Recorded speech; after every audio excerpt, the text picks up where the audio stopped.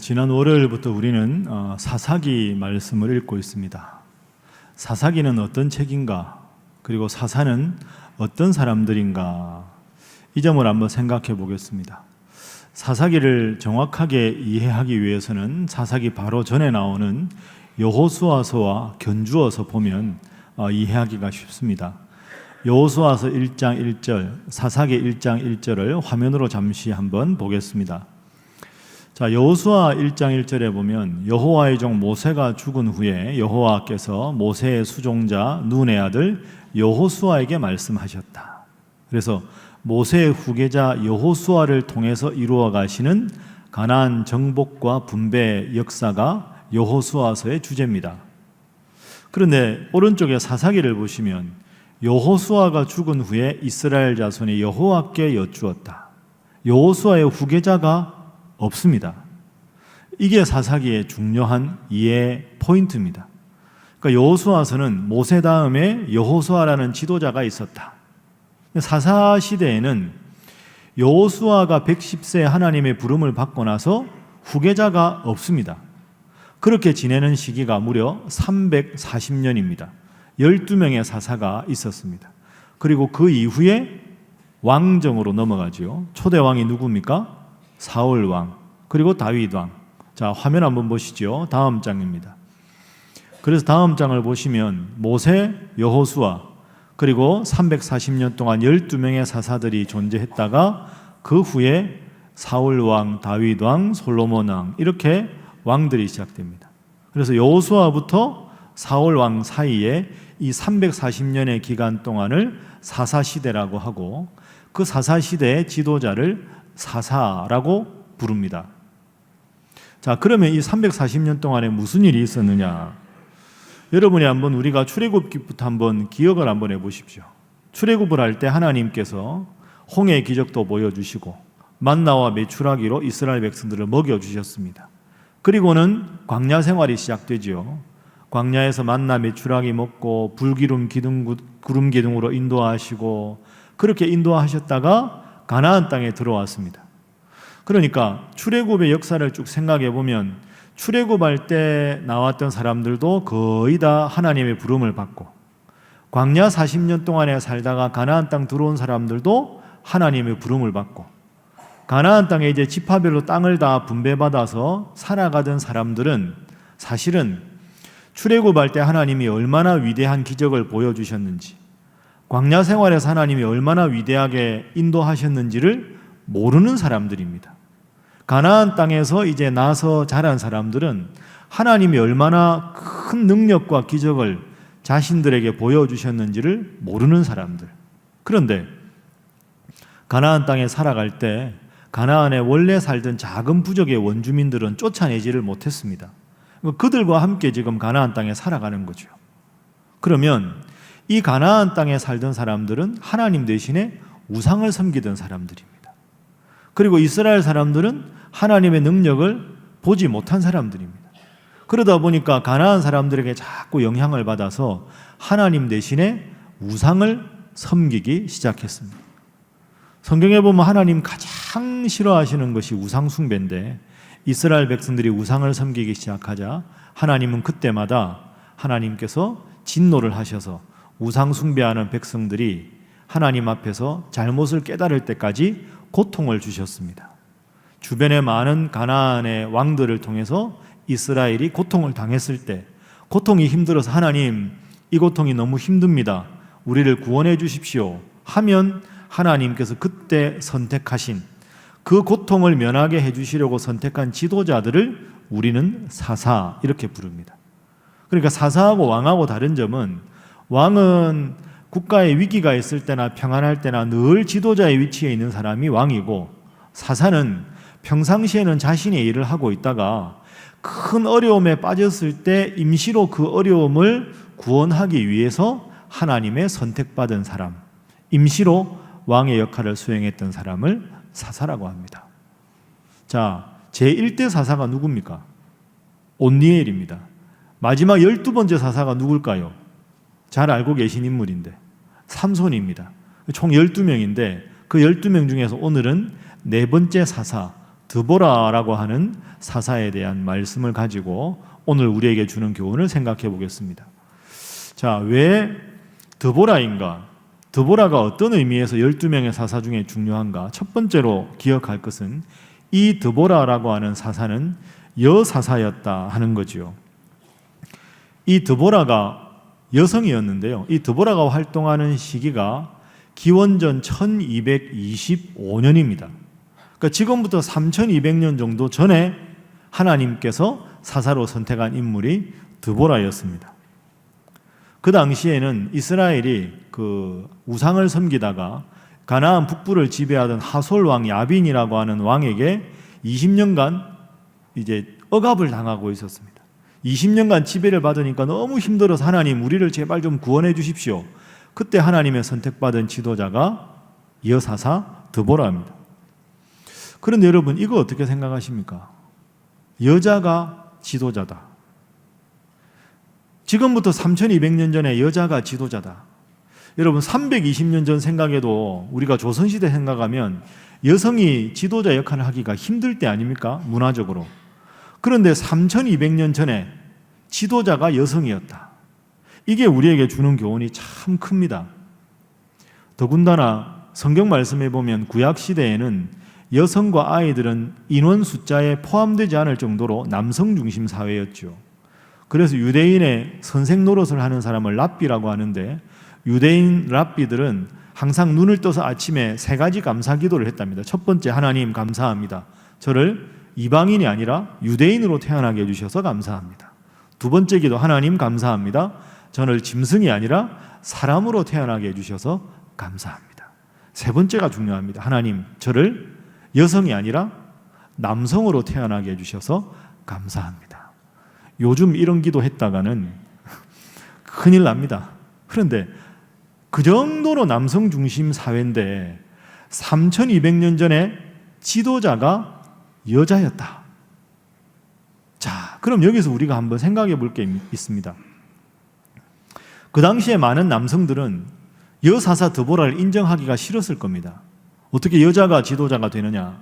그런데 여기서 그 당시 사람들의 가치관과 하나님의 생각이 다른 거죠. 하나님이 바라보시는 본질적 관심은 이 백성들을 구원하기 위해서 내 마음에 합한 지도자가 누구인가? 하나님을 두려워하고 하나님 뜻에 목숨 걸고 순종할 지도자가 누구인가? 이게 하나님의 본질적 관심입니다. 내 마음에 합한 지도자, 그 지도자가 본질이고 그 지도자가 남성이든 여성이든 신분이 높든 낮든 그건 하나님에게는 비본질적인 문제입니다. 다른 사람들 보기에는 남성인가 여성인가가 본질적인 것이었지만 하나님 보시기에는 하나님 마음에 합한 지도자냐 아니냐가 본질이었다. 이 점을 우리가 깊이 생각해 볼 필요가 있습니다. 미국에 가면 갈보리 교회라고 있습니다. 큰 교회입니다. 근데 그 갈보리 교회 담임 목사님이 척 스미스라는 목사님이신데요. 그 척 스미스 목사님이 목회를 하면서 누구를 주로 전도했냐 하면 그 히피족 젊은이들을 주로 전도했습니다. 히피족은 아시죠? 히피족은 기존의 그 문화를 많이 비판하고 그런 모든 문화보다는 자신의 개성을 더 중요하게 여기는 젊은이들, 그런 젊은이들이 히피족입니다. 사회 통념과 가치관을 많이 부정하기 때문에 다른 사람의 안목 이런 거 별로 부담은 안 가집니다. 그래서 복장도 아주 자유롭게 그리고 때로는 참 남루하게 편안하게 입습니다. 그리고 히피족들이 많이 모인 곳은 보통 사람들이 가기가 조금 꺼려질 정도로 때로는 좀 이렇게 그 옷 입은 복장이나 그 다음에 이런 것이 보통 정서와는 다르기 때문이죠. 냄새도 좀 나기도 하고 그런 경우도 가끔 있습니다. 그런데 이 갈보리 교회 척 스미스 목사님이 목회하면서 그 히피족 젊은이들 엄청나게 많이 전도를 받아서 예배당을 꽉 채웠습니다. 그래서 예배당을 새로 건축을 했습니다. 크게 예배당을 짓고 예배당을 새로 지으니까 예배당 안에 모든 기물들과 설비들도 깨끗하게 새 것으로 했습니다. 그리고 예배당 본당 중앙에 아주 멋있는 카페트를 양탄자를 쫙 깔았습니다. 그 예배당이 얼마나 멋있을까요?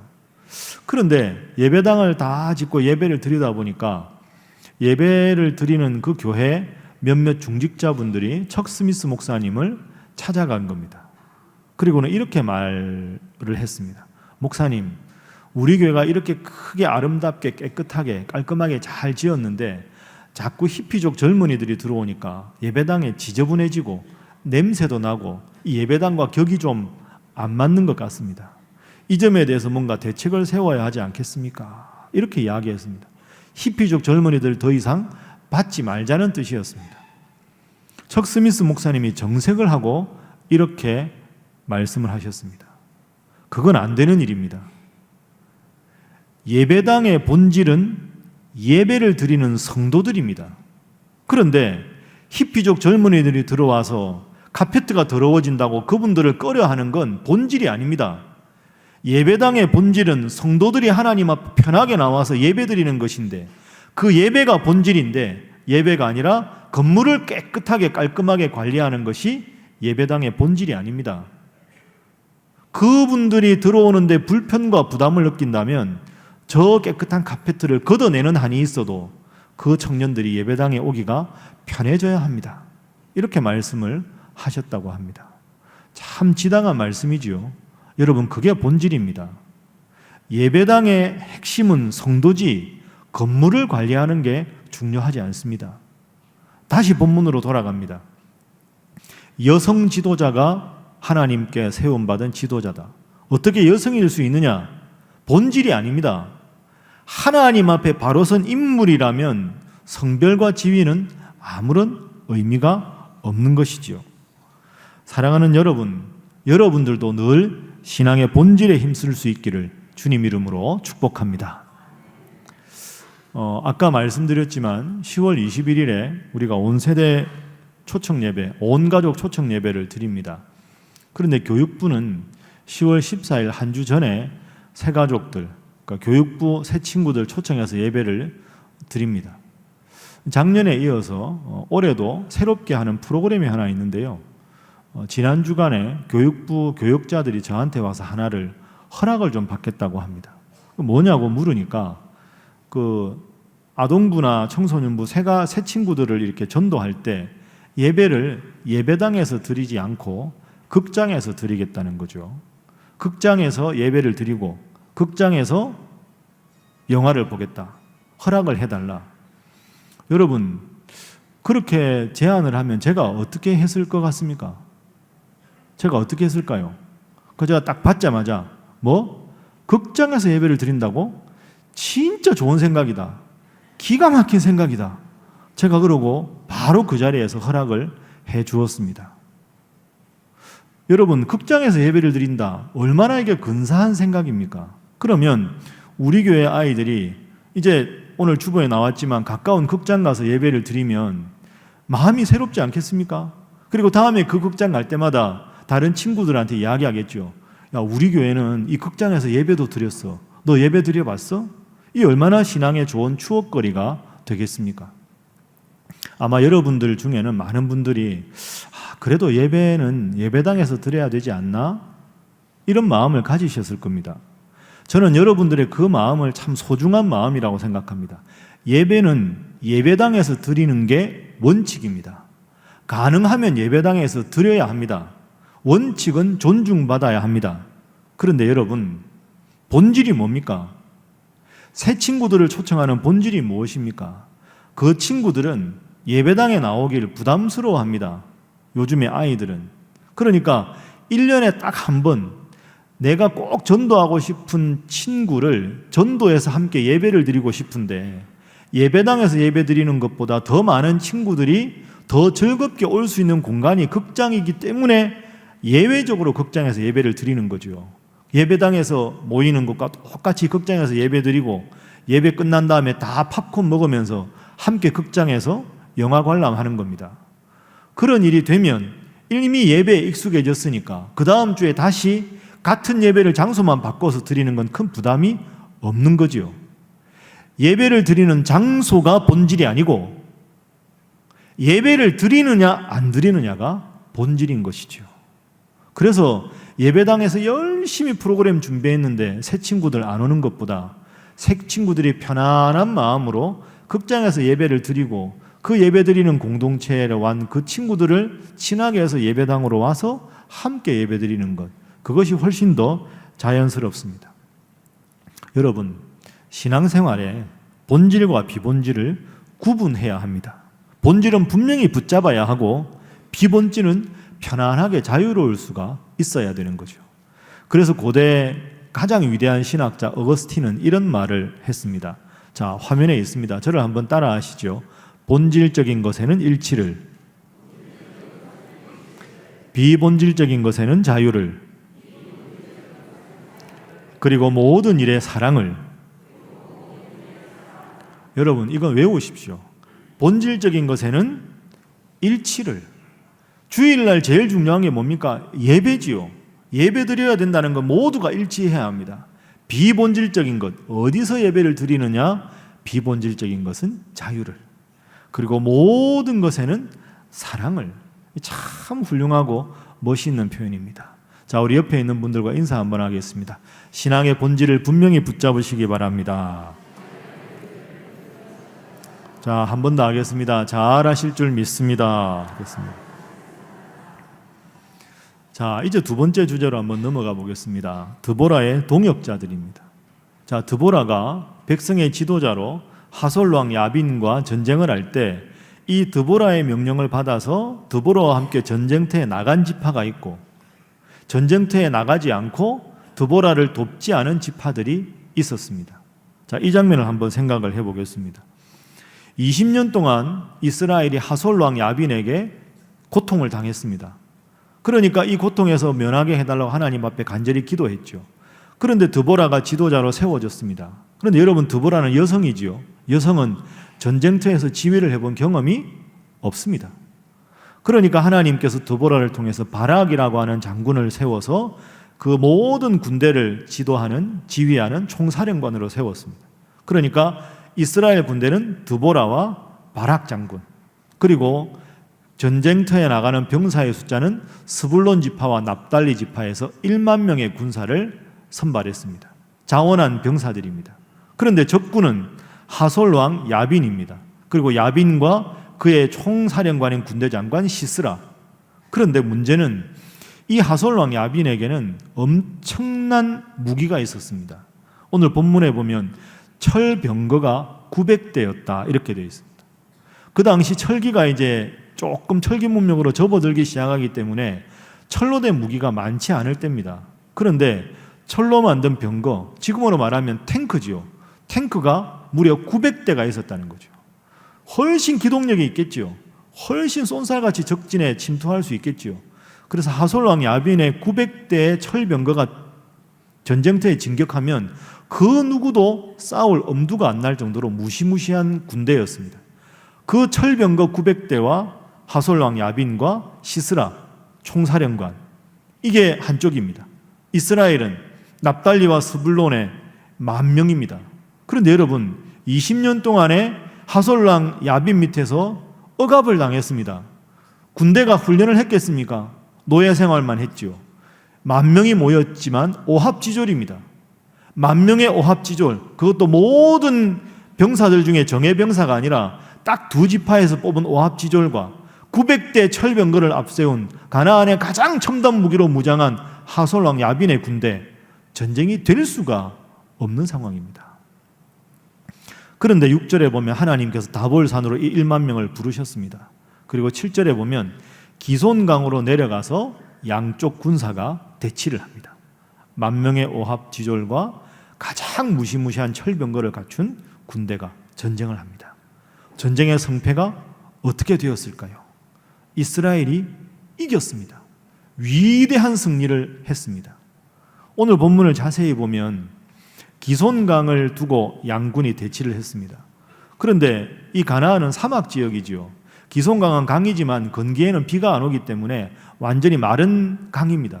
그러니까 강이라도 땅바닥과 똑같지요. 앞쪽에 900대 철병거가 쫙 진열해가 두고 있었겠죠. 돌격하는 순간 이 10,000명은 오합지졸은 다 무너지게 되어 있습니다. 그런데 기손강에 그 건기에 바짝 마른 땅바닥에 하나님께서 갑자기 큰 폭우를 내리셨습니다. 기손강의 물이 순식간에 범람을 하기 시작합니다. 900대 철병거가 무용지물이 되었습니다. 무용지물이 아니라 더 정확하게 말하면 애물단지가 되어버렸습니다. 그 진흙바닥에서 철병거가 기동할 수가 없게 된 거죠. 너무나도 당황했죠. 그 상황에서 1만 명의 오합지졸이 이 철병거를 공경해서 900대의 모든 철병거가 다 가라앉고 그 많고 많은 하솔왕의 모든 군대가 한 사람도 빠짐없이 무참하게 전멸을 당하게 되었습니다. 이것이 오늘 본문 4장의 내용이고, 이 전쟁의 기쁨을 노래한 것이 5장의 드보라의 노래입니다. 여러분, 비록 드보라는 여성이었지만 하나님께서 지도자로 세웠을 때, 그리고 그 여성 지도자인 드보라를 하나님께서 세운 자로 인정하고 목숨 걸고 나간, 비록 오합 지졸이었지만 하나님의 뜻에 따른 이 만 명이 그 위대한 이 가나안의 병사들을 완벽하게 무찌를 수 있었습니다. 여러분의 인생에서 때로 도저히 승산 없는 싸움일 때, 이건 도저히 내 힘으로 어쩔 수 없는 완벽한 패배가 뻔히 보이는 그 상황에서도 하나님께서 여러분과 함께 하시면, 하나님의 편에 여러분께서 서 있으면 하나님께서 여러분의 인생에 위대한 승리를 주시는 줄로 믿습니다.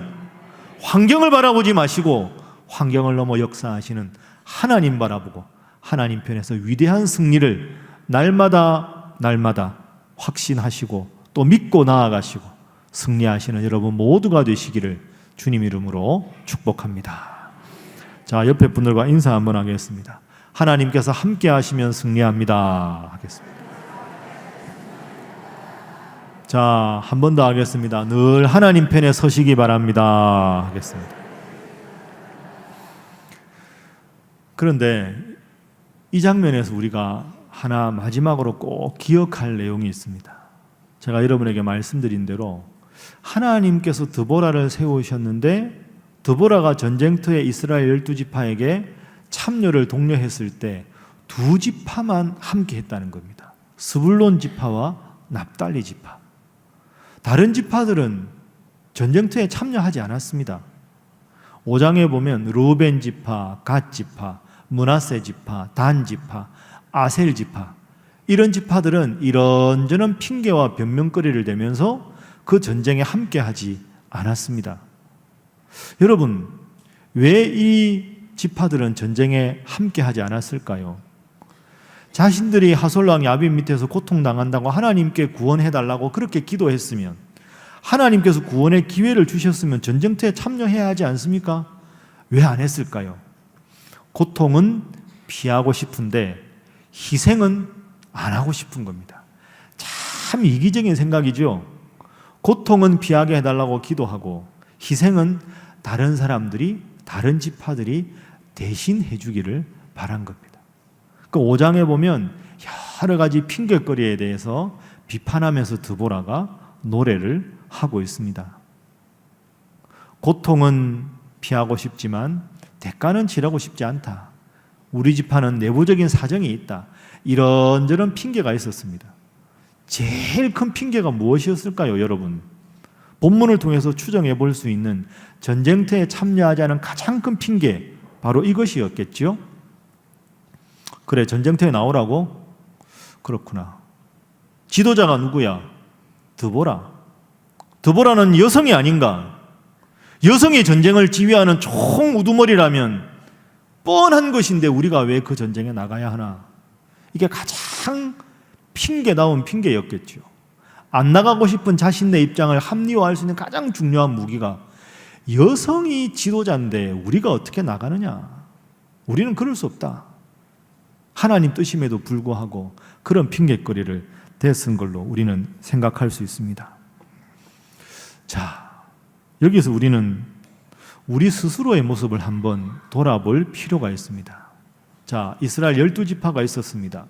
두 부류로 나누어졌습니다. 하나님께서 비록 당시 전통과는 다른 여사사를 임명하셨더라도 하나님께서 선택했으니 나는 드보라를 따라 전쟁터로 나가겠다 하던 소수의 두 지파가 1만 명의 병사가 있었습니다. 대부분의 지파는 하나님이 함께 하신다 해도 이것은 우리 전통에, 우리 관습에, 우리 가치관에 안 맞는 것이니 이런저런 핑계를 대면서 전쟁터에 참여하지 않은 대부분의 지파가 있었습니다. 여러분은 어느 쪽에 서시겠습니까? 하나님을 믿는다고 하지만 나의 상식과 나의 이해와 나의 생각과 하나님 뜻이 딱 부딪히면 슬며시 하나님 뜻을 뒤로 미루고 내 생각, 내 판단, 내 주장을 먼저 앞세우는 우리 모습이라면 전쟁터에 참여하지 않은 대부분의 지파와 다를 점이 무엇입니까? 오늘 본문은 사실은 그것을 우리들에게 진지하게 묻고 있습니다. 10월 21일에 153 새생명 전도잔치, 오늘 여러분 아까 이거 다 지난주 주보에 끼워드렸습니다. 그죠? 이거 이따 다 내실 거죠? 다 써오셨죠? 라고 제가 지금 묻고 있는데 반응이 영 그렇지 않습니까? 이거 다 써서 오늘 내시는 분 손들어 보십시오 라고 묻지 않겠습니다. 그럼 여러분 중에 많은 분들이 당황하시겠죠. 혹시 여러분 이런 생각 안 해보셨습니까? 목사님 뭐 이걸 또 써서 내라고 합니까? 그냥 뭐 전도할 사람 알아서 하고, 요즘같이 힘들 때 한국 교회가 참 비난과 비판을 많이 받는데 전도가 얼마나 힘든데 꼭 이런 행사를 해야 하나요? 이런 생각 여러분 아마 하시는지 모르겠습니다. 맞습니다. 전도가 참 힘든 시기입니다. 전도가 잘 안 됩니다. 열심히 기도하고 노력해도 전도가 잘 안 되는 것 맞습니다. 그런데 이 상황에서 하나님은 뭐라고 하십니까? 예수님은 뭐라고 하십니까? 하나님께서 만왕의 왕이 되심을 만방에 전파하라 말씀하셨지 않습니까? 그러면 상황이 힘들어도 하나님께서 말씀하시니 순종했던 두 지파와 같은 대열에 서는 것이 하나님 뜻이 아니겠습니까? 힘든 상황을 먼저 앞세우고 부담스러운 상황을 앞세우고 하나님의 뜻이 명백함에도 불구하고 목사님 뭐 다 알면서 그러십니까? 뭐 그런 걸 합니까? 그렇게 생각한다면 전쟁터에 참여하자는 대부분의 지파와 다른 점이 무엇입니까? 여러분 야구 좋아하십니까? 야구, 프로야구 얼마나 인기가 많습니까? 그런데 우리가 야구 경기를 보면 그 타자, 그죠? 타석에 들어가서 이제 치는 타자를 보면 뛰어난 타자와 평범한 타자, 이 딱 구분하는 기준이 있습니다. 그게 뭐냐 하면 3할 이상을 치는 타자는 뛰어난 타자고요. 3할을 치지 못하고 뭐 2할 8푼, 2할 7푼, 2할 5푼 이러면 평범한 타자입니다. 3할 타자가 기준이죠. 3할 타자가 무슨 뜻입니까? 30%의 확률이란 뜻입니다. 10번 타석에 들어서면 3번 안타 치고 진출하면 훌륭한 타자라는 겁니다.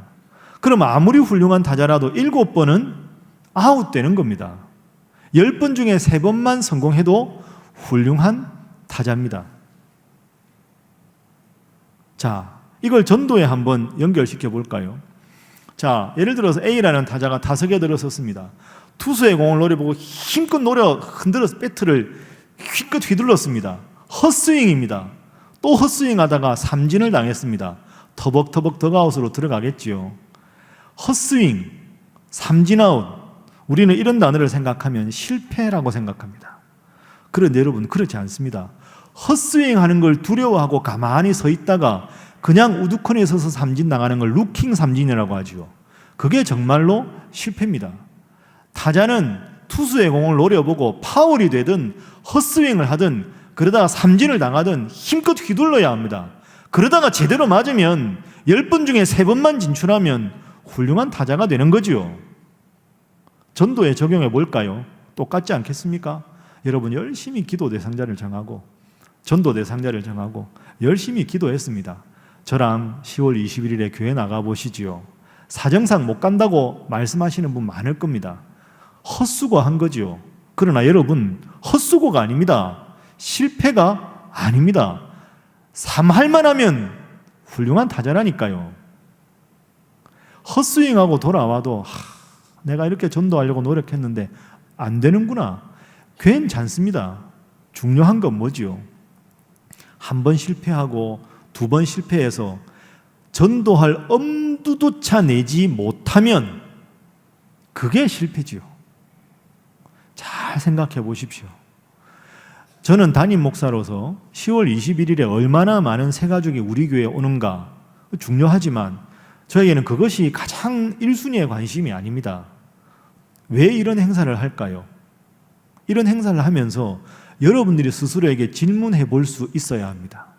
나는 과연 내 사랑하는 가족과 이웃을 위해서 전도할 열정이 내 마음속에 있는가? 내가 정말로 하나님의 아들 예수님이 구원자라고 전할 정도로 예수님을 진심으로 사랑하는가? 그분의 이름을 믿고 천국에 가는 이 기쁜 소식을 전하고자 하는 열정이 지금 내 마음속에 용솟음 치는 듯이 솟아나고 있는가? 전도가 안 되는 시대라는 상황을 앞세우면서 전도의 과감한 말 한마디조차도 해낼 수 없는 내 모습은 아닌가? 그걸 스스로 돌아보는 것, 그것이 이런 행사를 하는 가장 근본적인 취지라고 생각합니다. 여러분, 오늘 이 카드 안 쓰셔도 괜찮습니다. 다음 주에 쓰십시오. 다음 주에 못 쓰셔도 괜찮습니다. 전도라고 해서 한 번도 예배당에 안 와본 분들 전도하는 것도 괜찮지만, 여러분 가족 중에서 이런저런 이유로 한동안 믿음 생활 게을리한 분 함께 나오는 것도 하나님 얼마나 기뻐하시겠습니까?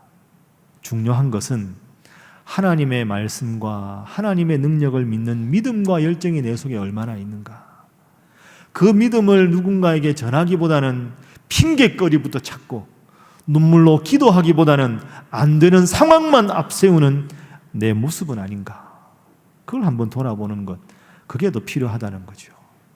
말씀을 정리하겠습니다. 하나님께서는 당시 사람들의 가치관으로 보기에는 너무나도 파격적인 여사사 드보라를 백성들의 지도자로 세우셨습니다. 당시의 가치관과 달랐지만 하나님 명령에 순종한 두 지파는 위대한 승리를 체험할 수 있었습니다. 상황보다는 하나님의 능력을, 내 생각보다는 하나님의 말씀을 늘 우위에 두시고 날마다 주님과 동행하시고 주님을 사랑하는 그 열심과 열정이 마음속에 늘 넘쳐나는 살아가는 신일의 모든 성도 되시기를 주님 이름으로 축복합니다. 기도하겠습니다. 사랑의 하나님, 고통을 면하게 해달라고, 주님 뜻을 이루어달라고 간절하게 기도는 해놓고도 막상 하나님 부르시니 슬며시 뒷짐지며 핑계거리나 찾는 그런 대부분의 지파들의 모습이 내 모습임을 고백합니다. 주님, 저를 불쌍히 여겨 주옵소서.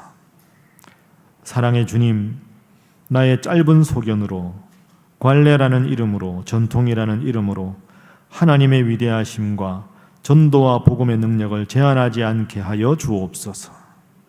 열심히 기도하게 하시고 하나님 뜻을 기다리며 오직 주님 말씀에 순종하게 하시되, 무엇보다 주님 원하시는 전도의 열매를 맺기 위해 부단히 기도하며 노력하는 사랑하는 우리 신일의 성도들 다 되게 하여 주옵소서.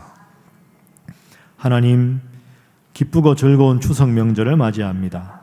우리 온 성도들 행복하게 지내도록 지켜주시고 또한 오가시는 길 안전을 지켜 주옵소서. 특별히 명절에도 마음 편히 쉴 수 없는 성도들, 몸져 누워 아파하는 성도들, 또한 특별히 북에 고향을 두고 고향의 가족들을 그리워하는 성도들에게 특별한 은총과 위로로 함께하여 주옵소서. 예수님의 이름으로 기도하옵나이다. 아멘.